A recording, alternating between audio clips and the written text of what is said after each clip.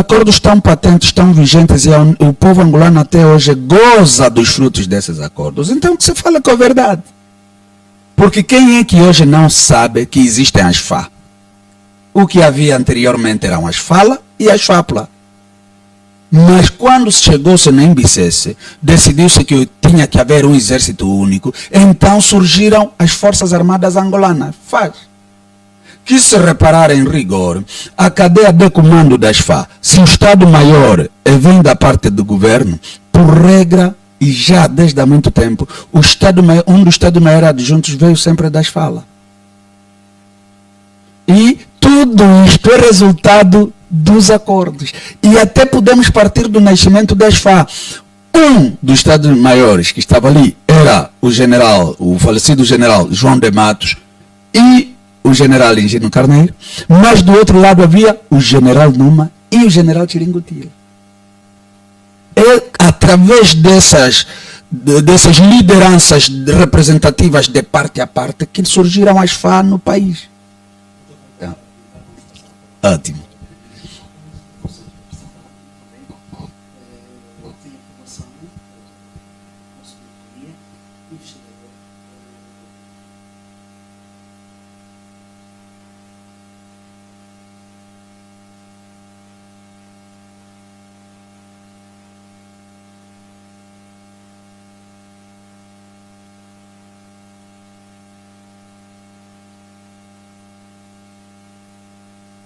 Do ponto de vista econômico, antes dos acordos, né, nós temos uma economia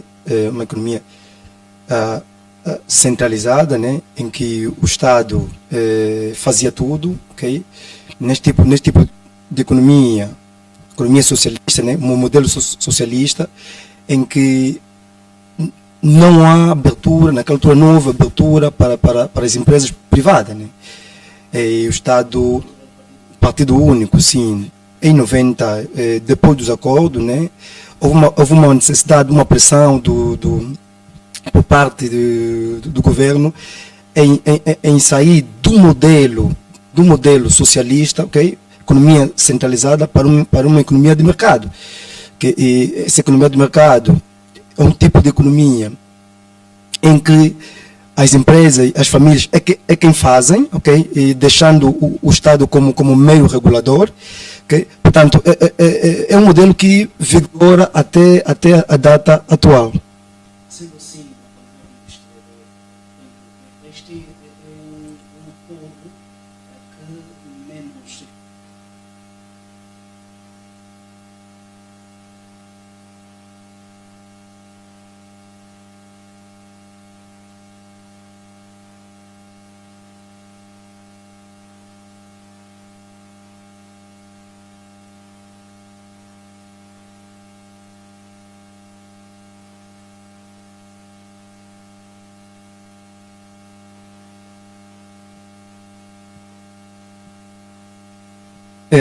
Oribio, eu tenho dito sempre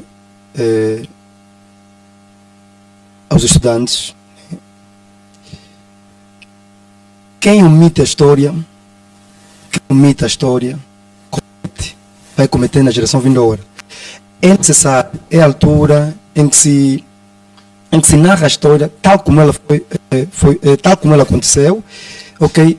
E permitir que as universidades, né, abordam esse assunto de forma à vontade, livre, ok? Vejamos, né, vai se completar 33 anos, okay? Desde a data do acordo, ok? E na imprensa não se fala, okay? Não se fala. E, por sinal, quem participou nesse acordo, José Eduardo Santos. Okay? Então, eu acho que é fundamental, okay? Tirarmos aquele conceito, tirarmos aquela ideia que falar de Savimbi, falar de Roberto, falar de Agostinho Neto, é procurar divisão. É importante que as universidades estejam abertas em discutir os ideais de Savimbi, os ideais de Roberto, os ideais de Agostinho Neto, okay? nós já estamos em paz. É fundamental que se discuta isso nas academias. Mesmo agora, as academias têm receio que se tu fores lá e levar esse tema para um debate, o professor ou alguém que tentar muitas vezes é censurado, né? Primeiro é visto como o indivíduo ligado à oposição, depois sofre retaliações.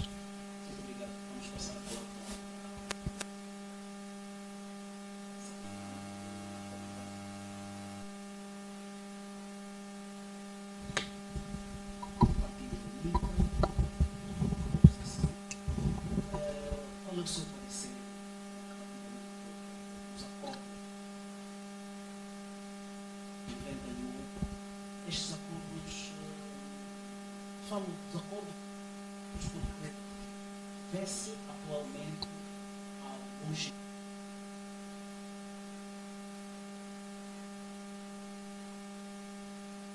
continuam fora a lamentar. Será que esses acordos estão a ser respeitados, Sr. Ministro? Olha, em relação à implementação desses acordos, podemos dizer que a parte da UNITA cumpriu com todas as suas responsabilidades em relação aos acordos.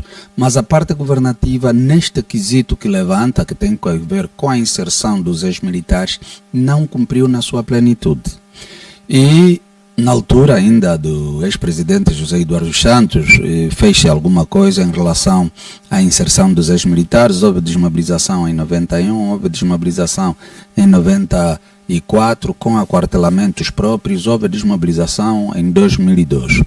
Com o presidente João Lourenço, em 2019, se a memória não me trai, ainda conseguiu-se tirar mais uma série, ou inserir uma série de ex-militares na Caixa Social. Só que, infelizmente, até hoje, este processo não está conclusivo, porque ainda há muitos, e repare, os acordos não salvaguardam apenas a inserção dos ex-militares das falas.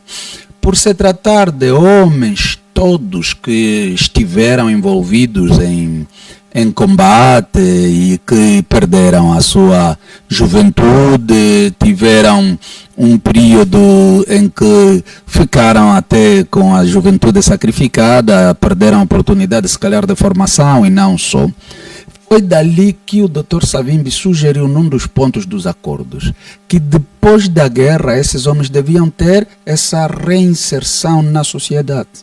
E essa reinserção dá direito a um subsídio de subsistência, dá direito à formação profissional para a autossustentabilidade dos mesmos, dá direitos de várias índoles para os ex-militares.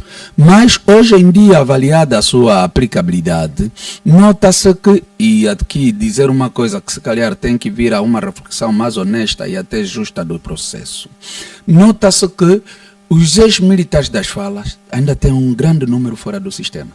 Mas, por exemplo, os ex-militares das FAPLA, os ex-militares da FNLA, ainda saíram mais prejudicados nesse processo.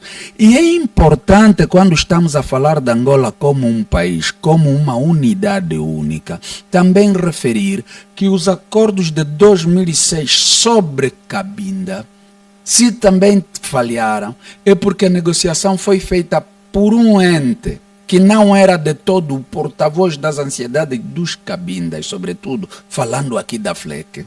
E hoje ainda assistimos resquícios da guerra em Cabinda.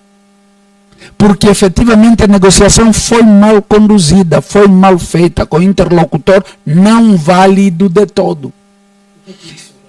Reflete as mortes inglórias, infelizmente, de angolanos que ainda acontecem em Cabinda atualmente. Todos nós sabemos, e não é segredo para ninguém, que há guerra em Cabinda. Há choques entre as FA e as tropas da FLEC em Cabinda. E em Angola, quando estamos a falar de braços armados, não podemos esquecer esses 4 exércitos. Ex-FAPLA, ex-FALA, ex-ELNA e a FLEC.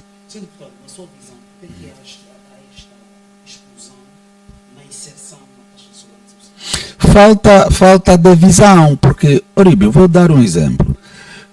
Quem ficou acostumado e queimou a sua juventude toda a fazer guerra e é abandonado por um Estado pelo qual serviu, depois das amnistias, não importam os lados, mas serviu o seu Estado. Quando se sente discriminado, como tem acontecido, e até aqui o exemplo concreto que se passa com a FLEC, claramente que há essas manifestações de revolta. Então, para quem está a governar, tem que ter a sensibilidade de entender que o Estado angolano nasceu na base desses acordos. E qual é a responsabilidade de quem governa? É fazer cumprir os acordos de paz. Porque a paz é um bem de que toda a gente gostaria de usufruir. Não há ninguém que vai dizer que prefere guerra do que a paz. Mas agora, quando se para a guerra para ficar sem paz, é importante que a paz não se resuma no calar das armas. E infelizmente é um pouco disso que tem estado a se traduzir. A nossa paz hoje passa a ser mais um calar das armas do que uma paz social como tal. Porque socialmente o país está atormentado por via das políticas públicas do governo e, infelizmente, políticas que demonstram cada dia que passa um não comprometimento de quem governa para com os seus cidadãos. A pobreza está extrema, a fome está sob o olhar de toda a gente, a miséria está ali, a falta ainda hoje em dia de questões básicas como a distribuição da água potável, energia elétrica, saneamento básico, etc, etc, está patente. Ainda temos um sistema que requer uma grande reflexão, de que até o próprio presidente João Lourenço, que tem como bandeira se calhar um pouco o investimento no setor da saúde, está a erguer tantos hospitais, mas ele não se trata nos hospitais que está a erguer, o que compromete efetivamente a eficácia do trabalho feito pelos profissionais daqueles hospitais. Se é que eu tenho como a minha bandeira o setor da saúde, e com os investimentos a rondarem nos milhões e milhões de dólares, como tem sido o investimento que se está a fazer na atual governação, então os governantes angolanos, toda a elite de Angola, também devia ter a hombridade de dizer, ok, tem aqui um hospital público em que está em condições de nos tratarmos e quando eu estou doente vou para lá.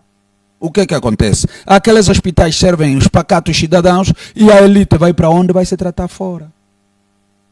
Então fica aqui uma perspectiva de que sabe-se ou não se sabe o que se está a fazer. Tanto investimento para quê? Hoje mesmo está a decorrer nas redes sociais um vídeo que até alega que o novo hospital sanatório daqui do Palanca, e eu infelizmente vi, mas são coisas que me perturbam um pouco porque é difícil acreditar. Mas está-se a dizer que tem um compartimento que nem os enfermeiros, nem os médicos, nem os pacientes podem ter acesso porque está assombrado. Mas uma denúncia como esta, obviamente, devia ter já uma resposta por parte do governo, para se conferir a veracidade dos factos, ou até desmentir, caso não seja real este facto.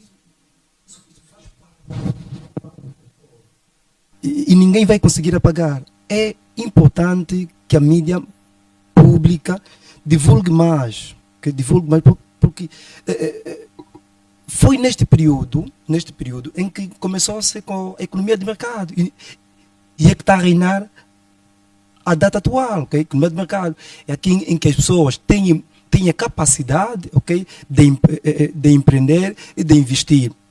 No modelo antigo, antes dos acordos, que nos anos 90, era o Estado a fazer tudo, ok? Mas o próprio Estado que está no poder tem dificuldade também atualmente de lidar com este modelo econômico, porque muitas das vezes, do ponto de vista constitucional, temos uma economia de mercado, ok? Mas do ponto de vista da atuação do próprio Estado, não. Okay? Há uma envolvência direta do próprio Estado na economia.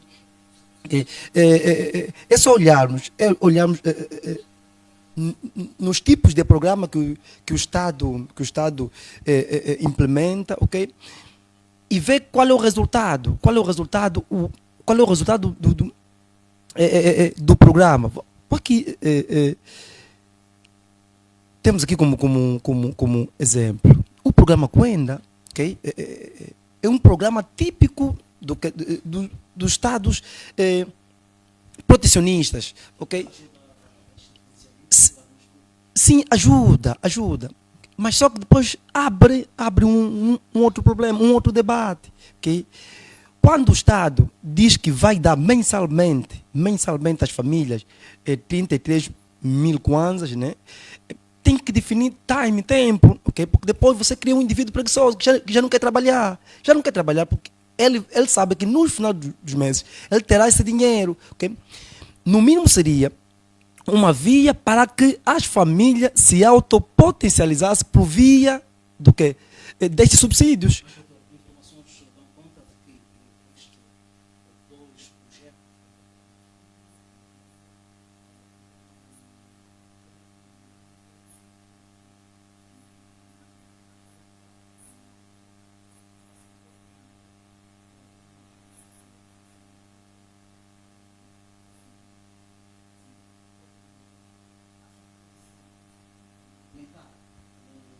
Nos próximos leitos eleitorais. Oríbio, vou aqui repetir, nesta televisão, todos os programas voltados ao combate da pobreza não vai surtir efeito. O MPLA insiste pela mesma via. É necessário que se faça um estudo profundo. Okay? Nós abandonamos as academias. As academias é o centro da resolução dos problemas sociais. O MPLA tem, só que essas pessoas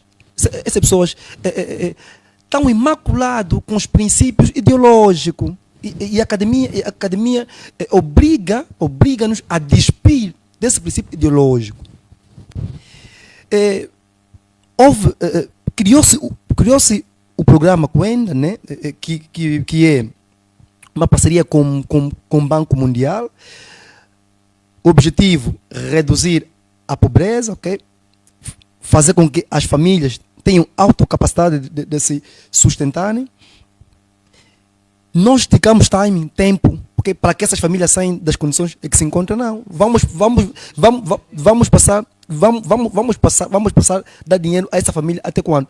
É necessário que essa família tenha capacidade de comprar os bens e serviços, ok? O programa PIM veio mostrar que foi distribuição do bolo a um grupo de indivíduos, ok? E vemos quanta gente, ou seja, quantos municípios estão péssimos, okay? Mas mensalmente recebiam por aí, se não estou em erro, 25 milhões de kwanza. Vê como é que está os municípios. O PIN foi mais uma distribuição de verbas a um grupo de amigos. É criar uma nova elite, né? Foi a criação de uma nova elite. Senão, são medidas meramente populistas, okay? Em que o próprio executivo tem dificuldade, mas seriamente, para obter retorno fruto dessas políticas. Vou te repetir aqui, o Cuenda não vai sortir, o Cuenda cria preguiçosos. Não é intenção. É fundamental que pessoas, que o Estado ajude essas famílias para sair das condições em que se encontram, mas tem que ter timing, tem que ter tempo, porque depois o Estado tem N coisas para resolver. Okay? Então é necessário que se faça uso de forma racional aquilo que é escasso, okay? Que é a receita que o Estado obtém por via dos impostos. Então, não podemos criar programas populistas que no médio e longo prazo não vai surtir efeito.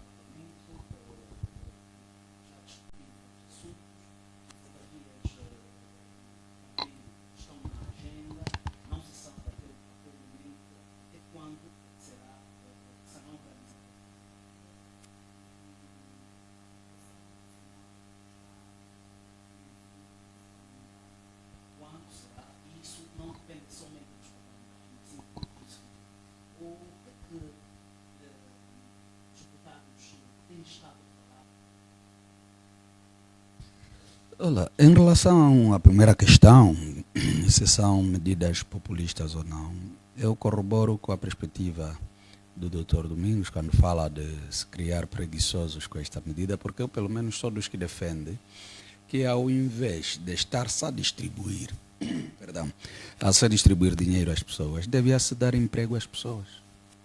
Com a empregabilidade você tem um pouco mais de sustentabilidade, está a fazer uma melhor distribuição da renda nacional.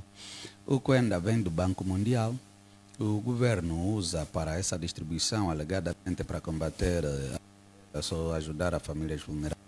Mas as famílias são uma gota no oceano se comparados com o grande índice de pessoas necessitadas neste país. Então, tem que se olhar com grandes responsabilidades para onde é que se canalizam os investimentos.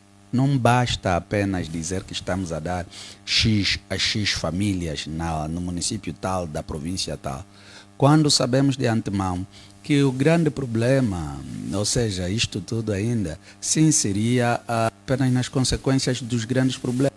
Causas dos grandes problemas não estão a ser abordadas. E é ali onde as políticas públicas do governo atual pecam. Pecam porque, infelizmente, elas ficam a se basear nas consequências,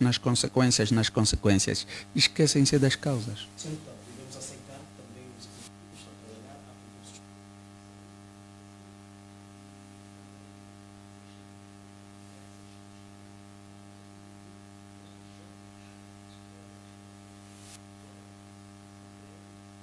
Estas são teses que...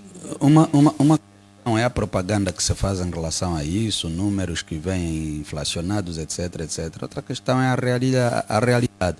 E eu, como sou apologista da realidade, ao invés de estar ali a acreditar em estatísticas supostamente oficiais, é o que o país real. Prefiro acreditar naquilo que eu vejo. E é ali onde muitas vezes há a diferença. Horrível, estamos aqui em Viana, vamos sair às ruas para tentar fazer uma sondagem do acesso às famílias, para depois você ver se as estatísticas que tem estado a dar são reais ou não. Querido, vá lá, de pelo menos uma entrevista a 20 famílias. Vais entender que nem 5% se beneficia diretamente dessa distribuição da renda nacional. E é isso que coloca os índices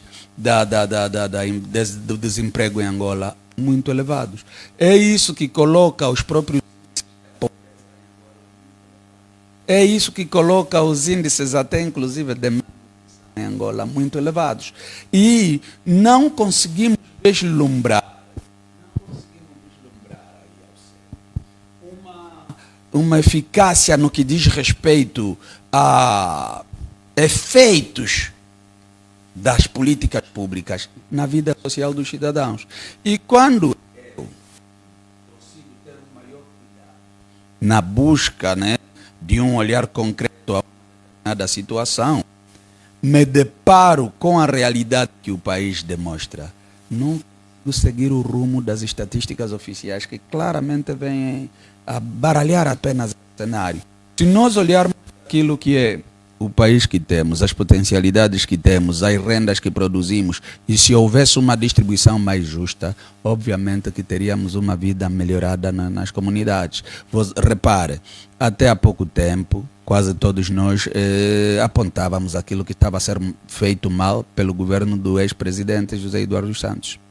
Se hoje pararmos e olharmos para o contexto atual, na vigência do governo do presidente João Lourenço, ainda vamos entender que a situação está pior se comparada com aquela situação que também já víamos que está mal. É o que falta? Compromisso? É o que falta? porque a lógica do dinheiro já não colhe. Para lá onde o governo quiser investir dinheiro, há sempre dinheiros para investir. Senhor, Mas onde não há interesse de investimento, os dinheiros nunca Senhor aparecem. deputado, vamos recuar no tempo, desde 1991 até 2024. O que é que o Executivo fez de bem, de bom? O que é que não fez de bom? Olhando para a situação social, porque temos que colocar os parâmetros. Quando estamos a falar de bem, estamos a falar de quê? Desde 91, se tivermos referência ao processo de paz ou os acordos de paz, houve um calar das armas. Que infelizmente, em 92, já houve outra vez uma guerra fratricida pós-eleitoral, que ainda veio ser amenizada no âmbito do protocolo de Lusaka. Que também o mesmo protocolo veio a ser violado com a guerra que retomou em 98, finais de 98. Onde todos ouvimos, em alto e bom tom, o ex-presidente a dizer que para o Dr. Savimbi ou era rendição, ou era morte, ou era captura. 3 cenários apenas. E obviamente para um político da dimensão do Dr. Savimbi nunca se deixaria capturar. Nunca se renderia. A opção e o caminho estava bem traçado, era a morte do Dr. Savimbi. E o Dr. Savimbi acabou morrendo para os que querem deturpar a história. Porque, como disse o Dr. Lukunda, a história é o narrar de factos. Se você quiser adulterar os factos, já não estás a contar a história no seu verdadeiro sentido. E se nós olharmos para os factos que foram decorrendo, todos vamos concordar que a UNITA foi vítima de um processo muito grande, de vários contornos, inclusive vendas de, parcelas do território para buscar alianças, para se combater a UNITA e o seu líder. O da história ainda faz sentido nesta fase? História é história, né? A história ali já não depende mais de fazer sentido ou não. Ninguém mais vai alterar os factos que aconteceram. É por isso que se chama mesmo história. Hoje os desafios do presente é olhar para o presente, perspectivar o futuro. E é ali onde estamos a dizer, no contexto atual, a situação social do país está tão degradante, mas tão degradante, que até se calhar, e aqui usar uma expressão se calhar menos aconselhável, mas eu acho que aqui mais condiz com o facto. Seria vergonhoso alguém se dizer mesmo que eu sou do governo, porque parece que o país está mais desgovernado do que outra coisa. Né? Você olha para a situação atual. As pessoas não têm acesso à renda como tal. Vês para os desafios das famílias, é gritante.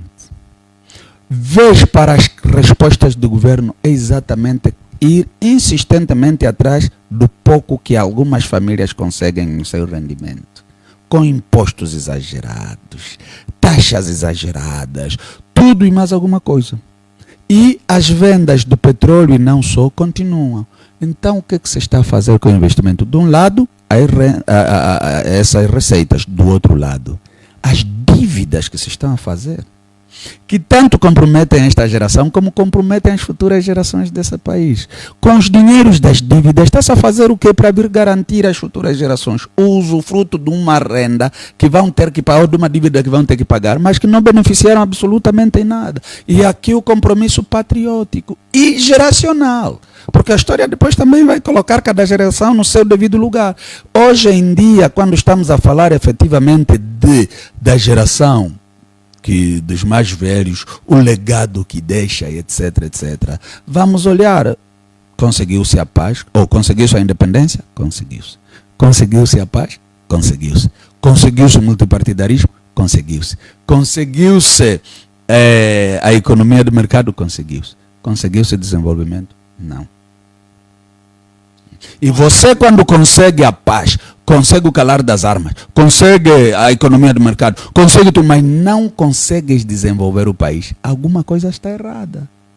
E o desafio é efetivamente, porque quando houve a geração que lutou pela independência, bem ou mal, conseguiu a independência. Deputado, com as construções de novas escolas, hospitais, estradas... Oríbio, sabe o que? Eu quando me falas de novas escolas, onde é que me levas? Efetivamente para saber quantas crianças estão fora do sistema de ensino. Quantas? Porque novas escolas só podem corresponder à efetividade de crianças no sistema de ensino. E veja que oficialmente já se fala acima de 5 milhões de crianças fora do sistema de ensino.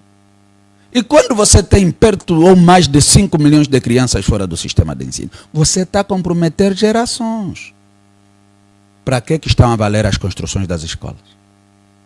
E é ali onde eu não consigo seguir o raciocínio da propaganda. Prefiro ficar na lógica da realidade. Porque se for apenas no raciocínio da propaganda, como o próprio presidente já dizia, o João Lourenço, Angola é paraíso.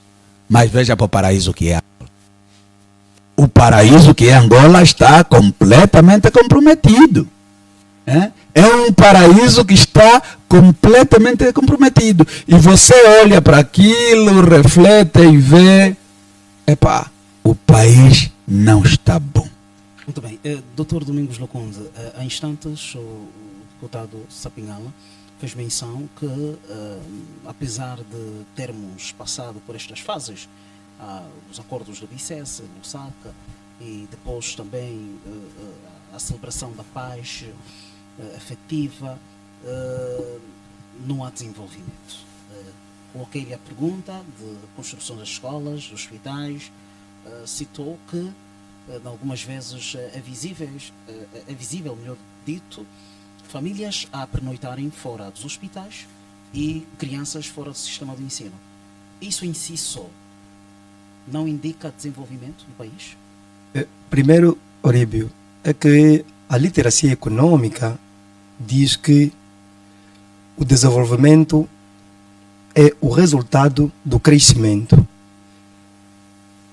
O desenvolvimento é um aspecto qualitativo, ok? E o crescimento é um aspecto quantitativo. É o resultado daquilo que o PIB apresenta durante um período econômico. Nós já estávamos no boom do petróleo, ok? Na altura do presidente Eduardo Santos, em memória. O que fizemos? Fomos até mais ousados em criar fundo soberano. Fomos mesmo ousados em criar fundo soberano. O fundo soberano é característica daqueles países que estão totalmente organizados do ponto de vista dos serviços mais básicos. É um dinheiro que guarda-se para a geração vindoura fazer o uso deste mesmo dinheiro. O que fizemos com o Fundo Soberano? Invadimos, ok? Invadimos com... Até foi para o PIB e tudo.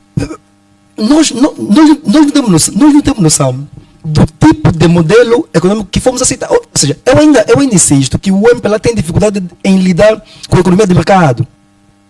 Tem dificuldade. É só olhar nas políticas do partido. Vamos aqui ler o seguinte. Nós estávamos no boom do petróleo, criamos fundo soberano, mas as famílias passavam mal. Está a perceber? Aquilo que o país arrecadou fruto de uma única commodity, que é o petróleo, não foi capaz, ok, de distribuir a renda ou a riqueza nacional de forma equitativa. O Fundo Monetário Internacional não é o melhor assessor no sentido de termos uma economia mais equilibrada? Olha, uma das coisas boas que o presidente na altura, o Eduardo Santos, fez é não aceitar os acordos com o Fundo Monetário. O Fundo Monetário é uma organização que não se adapta com um partido corrupto. Terá muita dificuldade. Por causa do rigor? Rigor. E o Fundo Monetário usa muito as medidas de austeridade, de aperto. E pelas condições em que nós nos encontramos, essa medida de austeridade vai sacrificar o partido no poder em 2027. A austeridade pressupõe que reduzir as despesas. Essa redução da despesa vai criar um sacrifício. Alguém tem que sacrificar, ok? E vamos aqui olhar pelas medidas tomadas, ok, pelo Executivo em função dos acordos assinados com o FMI. O FMI, quando veio em Angola, veio com ajuda técnica. Depois da ajuda técnica, deu dinheiro, ok? Exigiu, olha, retira isto, retira lá. Tudo bem. O FMI não conhece a realidade de Angola. Apertou os impostos. E não é possível, pelas condições que o país se encontra, não é possível você agravar os impostos. Se você agravar o imposto, você mata aquele empreendedor. O nosso problema em Angola não é macro, é micro ainda. É que as famílias não foram treinados, não foram incentivados para fazer riqueza. Está para saber? Nós deixamos com que o Estado faz tudo por nós. O exemplo mais básico é o Coenda. Okay? Nós estamos acostumados em que na véspera das eleições, o Estado vai naquelas zonas rurais, leva a katana, okay? Leva gerador. Depois pergunta-se, daqui a 4 anos, esse mesmo indivíduo que recebeu katana vai ficar sentado, okay? Porque ele foi acostumado assim, nesse modelo, okay? Modelo protecionista, em que o Estado o quê? Café a economia, o próprio Estado angolano, café a economia, a nossa economia está maribunda, é comparada ao indivíduo que está na UTI. Está na UTI, está nos cuidados intensivos. Nosso problema é tão sério, mas é tão sério, que não demos conta, ou seja, as despesas, okay, não se refletiu, okay, na melhoria dos serviços de qualidade. Portanto, nós temos o país que temos. Não fomos capazes, depois do calar das almas, okay, concretamente em 2002, não fomos capazes de industrializar, não fomos capazes de criar infraestrutura sólida. Fomos sim, devo reconhecer, temos as centralidades, mas olhe pela qualidade do quê? Das despesas públicas. Estamos aí aqui em Viana, em zonas econômicas, né? Só para citar. Eu sou apologista que Luanda não teria a zona econômica. A zona econômica ficaria entre Benguela ou Malange. Do ponto de vista estratégico, está mal. Está mal localizado. Do ponto de vista estratégico, está mal. Se tivesse em Malange, ele iria receber da parte leste, ok? Luanda está muito distante. Muito bem. Okay? Por causa mesmo da agenda do deputado Sapinhala, senhor deputado, 1 minuto apenas, queríamos aproveitar a deixa em questionar este encontro que o governo manteve com as comissões sindicais, que até o próximo ano, 2025, o salário mínimo estará 70 mil kwanzas. Qual a sua opinião relativamente a esse ponto? Olha, eu acho que não tenho ainda o pormenor dos acordos, mas aquilo que nos fez saber pela imprensa, ouvimos esse dado dos 70 mil kwanzas, mas como todos nós sabemos, a desvalorização do kwanza não corresponde. Ainda assim, falando de 70 mil kwanzas, estamos a falar abaixo de $100 por um salário mínimo. E todos nós sabemos que o problema que existe entre o nosso dinheiro e o nosso mercado é que o dinheiro perdeu força. Ao perder força, as famílias não conseguem se sustentar, né, por conta desta desvalorização da moeda, e os salários não correspondem àquilo que são as necessidades das famílias. Você vê um pai de família, até que tenha algum salário que poderíamos chamar que está acima do salário mínimo, não consegue sustentar a sua família durante um mês. Entra logo em dívidas. E quando as famílias são endividadas por falta de capacidade da própria moeda em si, é muito difícil encontrarmos estabilidade. E o nosso problema é, não há estabilidade, a moeda está volátil e, sobretudo, com tendência de enfraquecimento a cada dia que passa. E disse bem o Dr. Lukunde, nós temos a mania de falar da macroeconomia, quando a nível da micro quase que não se fez absolutamente nada. E todas as teorias macro dão erradas porque não têm sustentabilidade. Se houvesse aqui efeitos microeconômicos assegurados, poderíamos também dizer, ok, a base está feita e a macro pode vir e dar o ar da sua graça. Mas não acontece efetivamente porque a macroeconomia, que é o cavalo de batalha do governo, não tem alicerces. E ninguém constrói casa sem alicerce. Muito obrigado.